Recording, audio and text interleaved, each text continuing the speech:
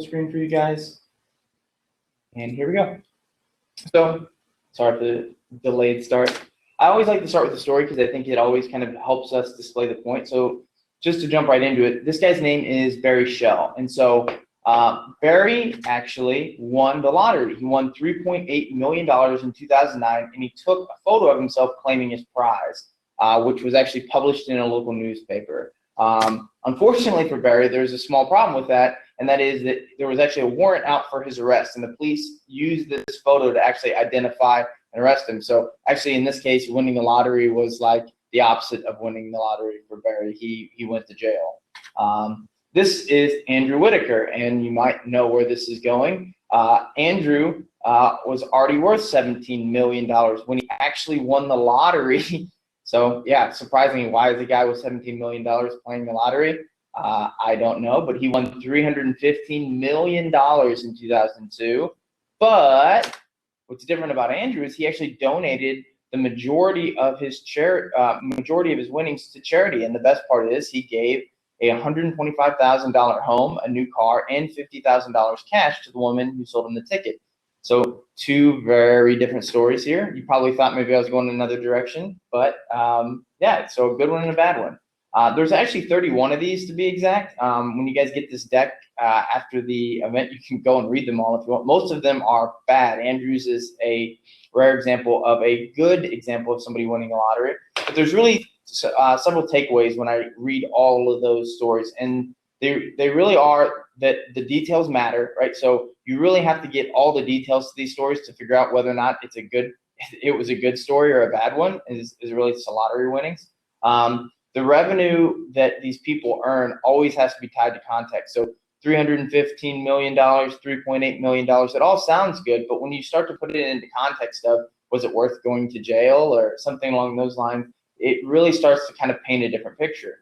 And so that's why you always have to ask what happened next. And the last point is winning the lottery might be the worst thing that ever happened to you, because like I said, in those 31 examples, Andrew's was a rarity. So who are these people talking today? Most of you guys probably know me. My name is Tyler Bishop. I'm an award-winning marketer. I'm the head of marketing at Zoic. I've served as an SEO expert and marketing expert for startup boards, and I've helped lots and lots of sites exponentially increase organic traffic. I have with me today Piper Lafrano. Hi, guys. She is our U.S. team lead for the Zoic publishing team. She's an experienced consultant that has worked with over 3,000 different publishers, and she's one of our top ad testing and optimization experts here. And so she'll be going into a little bit more depth today around some of the math and some of the things that publishers have done in the past to basically measure and improve their earnings per visitor, really. So we're going to go into that more a little bit later. But first, I really want to talk about what we're going to be going over today and kind of highlighting for you guys, which I think is going to be really valuable, and I think you'll enjoy it. So basically, we want to always make sure that our sites are progressing and growing. And I think one of the things that is always tough when we start talking about things like digital revenue is determining how much am I earning today, and am I earning more than I used to earn, or am I earning more than past months?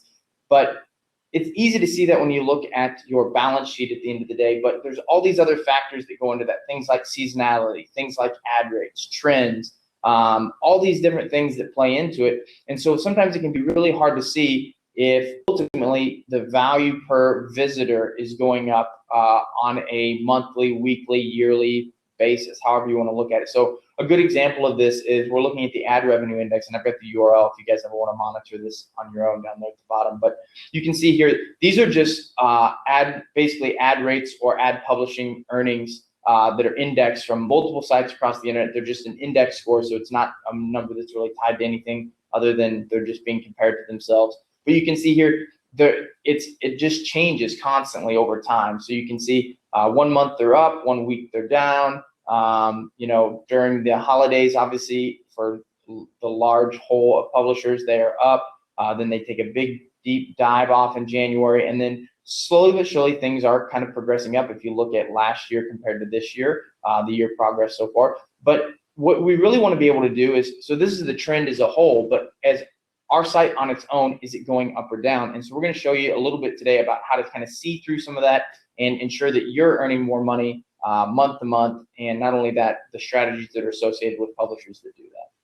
So first, we want to make sure that the math is on your side. This is really, really important to us. It's something that we spend a lot of time evangelizing about, is quote unquote the math behind all of this stuff, because it's really important and it's actually pretty simple, but it can get convoluted. And so that's why I'm going to very quickly define some things for you, but I'm then going to take it to another level. So please stay with me if you're like, Tyler, this stuff is killing me. It's basic 101 stuff. So just bear with me here.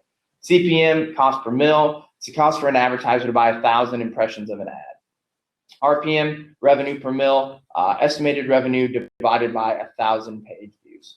eCPM, effective cost per mil. It's the earnings from all the CPMs on the page. So the total amount of CPMs all added up. How much was it? That's your eCPM. So here's the one thing that I think people probably don't understand, or they maybe understand it, but they almost don't believe it, but it is true, and I'll show you the math here in a moment, and that is that CPMs, RPMs, and eCPMs could all increase, and it is entirely possible and extremely common that you could earn less revenue. So how is that possible? Well, I'll show you. One example, for example, in CPMs, and this is probably where most people are looking at a lot of the revenues in terms of CPMs. CPM is the revenue generated from every 1,000 ad impressions that were rendered in a browser. So this is not the same thing as the revenue that you've earned from all the visitors that actually visited, and you earned that money from those ad impressions. So the best example of this is you could remove the lowest performing ad on a page, and your CPM would go up, because if it's the lowest performing one with the lowest CPM, your average CPM, so your effective CPM on that page, is actually going to go up, but your site revenue is actually going to go down. So this is a great example of just a very rudimentary example of how, in a lot of cases, CPMs are not necessarily indicative of earning more money. It's not to say you should pack a page full of ads, but we'll get to that here in a minute. So basically, why does it work this way, and how are CPMs sometimes manipulated? This is one thing I want to go into, and Piper, feel free to jump in here with me as we kind of go through these. But there's really 4 different ways that CPMs can kind of be skewed, and why you can't necessarily trust them as a end-all be-all metric. So one is passbacks, fill rates, and skimming. So what ad networks or ad providers will do in a lot of cases is basically pass back the less valuable ad impressions. So they'll only take the ones that are the most valuable. So they'll skim through and only pick up certain locations or certain types of ad impressions that they believe are going to be more valuable. It's like a prize fighter picking his fights. So he may have a great record at the end of the day, but it doesn't necessarily mean he's been going against the best competition. Another one is undercounting impressions. So another really simple way to do this is, if you don't count all of your impressions, the overall amount of revenue or the amount of money that's generated from a certain ad will be skewed and look like it's more than it actually is. So one of the ways to protect yourself against this is to make sure that you are tracking these things either on your own through your own tracking system, or to always keep in mind what your ePMV is. And I'm going to get to the ePMV here in a minute. And then another way that they'll do this is they'll actually cannibalize attention. So this one is actually really common. It's not a trick. It's just the nature of how some of these things work. And the best example I can give you are native ads. And how this would work is a visitor may land on your website, and they may, and that average 10 page views per session, maybe as a gallery or something like that. And this individual might be in the market to purchase a new TV, and an advertiser may be paying a $5 CPM to show ads to this user. In a typical session, this user would maybe view 10 pages, 4 ads per page, 40 ads in total. Adds up pretty nicely. This will make the publisher about 20 cents even if the user doesn't click on an ad. Instead, the publisher displays a native ad saying the top 10 amazing bikini mistakes or something like that. The user clicks on it, and the publisher maybe earns 2 cents from that click on a native ad, and that results in a net revenue loss of $90 or 90%. So essentially, you're trading 20 cents for 2 cents here, and it really comes from the fact that in this case, you have an ad with a high CTR, but you're actually going to make less overall because it's cannibalizing the attention of your users. So that's why it's going to be really important here in a minute that we start talking about page views per visit, user attention, user experience, and the like. The last one is selectively showing ads. This is very similar to passback, fill rates, and skimming, but there are a lot of different ways that ad providers will selectively show ads. So things like only showing it to US audiences or something like higher value visitors, basically. So it's selective segmentation. So it's another thing you should watch out for with particular ad providers. If you're using a select ad provider, make sure that you understand all the details related to how they're going to be displaying ads. So those are just some ways that CPMs are manipulated. So basically, how do you see the forest from the trees? Basically, there's one way you can kind of see a true north. So we talked about earlier, how do you see through seasonality? How do you see through all the different ways that CPMs and RPMs and eCPMs can be manipulated or displayed in a way that can be confusing or convoluted? The answer really is EPMV, and that equation on the far right might look somewhat complicated, but it's actually very simple. EPMV is your earnings per thousand visitors. If you've heard me talk before or been to any of our events, you've certainly heard us talk about this, but I just want to break it down once again because I really want to take kind of the scariness out of this, and Piper's going to go into a little bit more here in a moment of how exactly you can use this to your advantage. So EPMV is your site earnings divided by 1,000 visitors for a given portion of time. So what EPMV is taking into account is it's basically looking at all the revenue earned from a visitor's journey throughout your entire site. So if they land on a certain page and then they go to 3 other pages after that, how much money did you earn from that visitor as they visited every single page? So the total amount of ad impressions divided by or added to the total number of page views that they have visited on that journey. So essentially what you're being able to look at is all the revenue from all the visitors that come to your site, not looking at things from the amount of money that advertisers paid to show an ad on a certain page. It's looking at things holistically at the top. So a good example of this is you may have landing page A, it may get 1.2 page views per visit with an 83% bounce rate. The page eCPM may be $50. So let's pretend this is one of your highest earning pages. So you might think, hey, this is pretty good, an eCPM of $50. I'm really, really happy with this.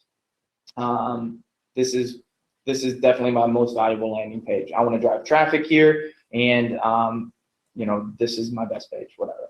Landing page B, 2.8 page views per visit, a 34% bounce rate, but the page eCPM is about half of landing page A. So you might just consider this just another page on your site that earns an average site eCPM of $25, and you may just be largely ignoring it, not really trying to drive a lot of traffic there, and you may be trying to create new content more like landing page A. Well, when we really break it down and we start to take into account page views and the user experience from these things, even if the pages are exactly the same in every other aspect, landing page A total session revenue will be around $55 per 1,000 visitors. Landing page B's total session revenue, or EPMV, will be $70 per 1,000 visitors. So landing page B actually produces more digital ad revenue and better user experience. So ultimately, landing page B, even though it has an effective CPM of $25, you're actually going to earn $70 per 1,000 visitors from it, as opposed to landing page A, where you may only earn $55. So it really gives us another way of looking at the revenue that we earn. EPMV is a better way of totally figuring out if we're moving the needle in the right direction or the wrong direction. Looking at CPMs, eCPMs, RPMs, it really does give us a skewed picture where we may have a number there that's really high that maybe is a personal record for a site, but actually you may not be earning more revenue overall. So how does this work? A person might come landing on a page on a website from organic search, let's say. The bounce rate may be 34%, the time on site, 2 minutes, 34 seconds, page views per visit, 1.6, EPMV of $8.19. And this might be a specific treatment may affect, this might be just how people like Piper, for example, respond to this site. Now, a different ad treatment may affect people like Piper very differently. So Piper might have responded really well to that first ad on the page, but the second one, it may cause people like her to bounce at a higher rate, 44% in this case. Time on site is lower to 134, page views per visit, lower, 1.1. So the ultimate EPMV may be $5.19. So the EPMV went down for people like Piper just by changing the location of the ad. And we see this all the time. And the reason is because the ads on a page affect things like time on site, page views per visit, and bounce rate. But that page views per visit is really important. We'll show you why here in a minute.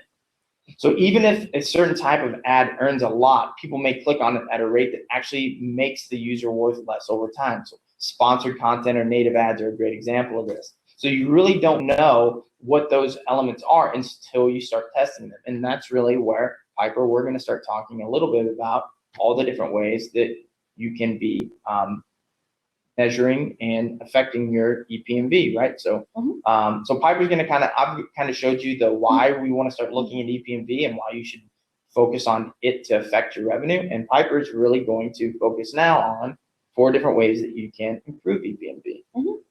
So the first way is, thank you.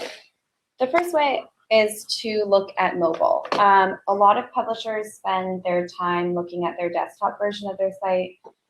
Especially if you're working on your computer, it's easier to look at that version. And, I know a lot of our publishers out there are doing some testing on their own for ad placements.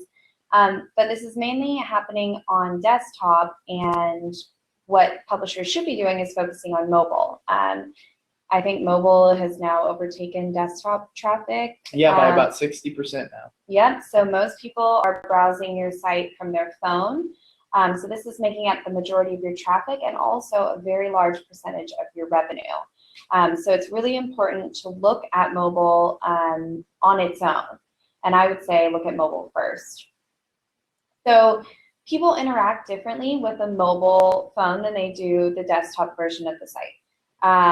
For example, I might be at the store and I need to quickly look up the ingredients for a recipe I'm making that night. I'm going to engage much differently with the content than if I was sitting at home browsing through recipes to make this weekend. It's a totally different behavior on the site, and it means that the ad setup needs to be different so that I can find the content, I'm happy with the experience, but you're also still generating revenue.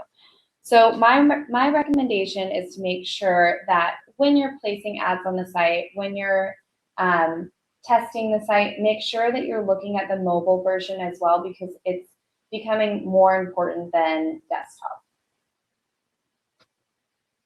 The second thing that can help grow your EPMV is focusing on user experience. So here we have 2 graphs which show the correlation between EPMV and page views per visitor. You can see mobile on the left and desktop on the right. So you can see that if we increase the number of pages that your user views, the EPMV will double or triple. Especially those first few pages, it's quite an improvement in EPMV. So rather than focusing your time on finding the ad network that has the best CPM, what you should be doing is spending your time trying to get your users to view more pages, maybe show some recommended articles or have easy navigation so that they can find their way around the site. And you'll double or triple your revenue much faster than trying to go other ways. Wrong one. So the third thing is competition. So this kind of goes back to what Tyler was talking about, having all the ad networks compete. So when they compete, they're in a bidding war. The highest bid wins, and it just makes everything more transparent and fair for you.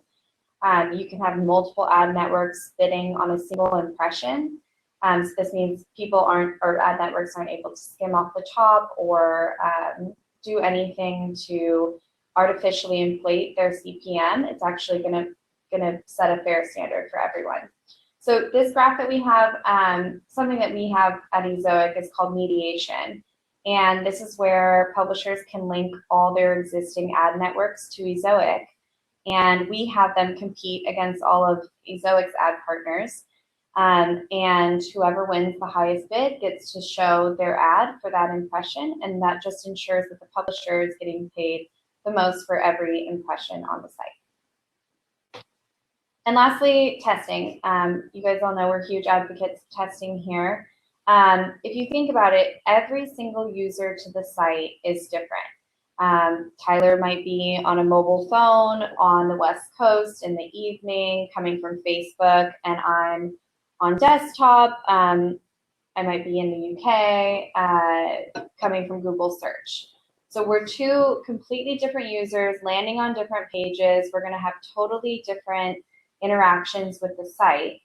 So that means that we need a unique or custom setup to improve user experience, to drive revenue. So these two graphs right here show how testing can have an impact on your overall earnings over time. You can see on the top graph, this publisher has had consistently improving earnings. But more so importantly is the user experience metrics and the effect that they'll have on traffic. So in the bottom, we have Google Analytics, and you can see that as the users get more customized and tailored ad experiences, they're engaging more with the content, they're bouncing less, they're viewing more pages. Google sees this as a positive thing, and the site has in turn won more traffic. So testing is a good thing for both your site health, rankings, traffic, revenue, overall site performance. So to sum it up, those are the 4 things that I recommend focusing on if you want to grow your overall EPMV. And if you guys have any questions about any of those, we're always here to help. Yeah, so essentially, guys, also one thing, Piper, I wanted to push in here, because I know that there are some existing Zoic users probably on this call and saying, hey, I want to make sure I implement some of these things. Are there some avenues for me? I kind of have put together a couple bullets here. You tell me if these are the correct ones. So for them to try more placeholders. So if they're using ad testers in application, more placeholders gives the ability to test more. Ensure the mediation app is set up. So you talked about competition. So mediation gives them the ability to do that. To ask about caching and SSL. Those are 2 important SEO elements we had talked about. And then consider applications like layout testers. Sometimes layout testers are a good fit for some people to be able to do, again, more advanced testing and that sort of thing. Exactly. All right, so that is pretty much it for the content that we have planned for everybody. I'll check here in a second and see if we have any questions. But I want to remind everyone really quickly that there's tons and tons of content like this on our YouTube channel, where we've done a lot of events in the past. You can go on there. You just search Zoic, and we have a YouTube channel filled with events like this, where we talk about everything from SEO to optimizing your account in Zoic to just about anything you can imagine. We've also got a great blog at blog.zoic.com where I write a lot about it, just different webmaster tips and things like that, stuff that I've picked up over a decade of working with publishers. And then the last thing is the Publisher Lab, which is a podcast that I am a part of along with John Cole. And we basically talk to popular publishers and talk about issues related to owning websites and being a digital publisher. And we think it's pretty popular because we think that we're striking a nerve with publishers, and we hope that you'll take the opportunity to check it out. So that's it. I will check to see if we have any questions.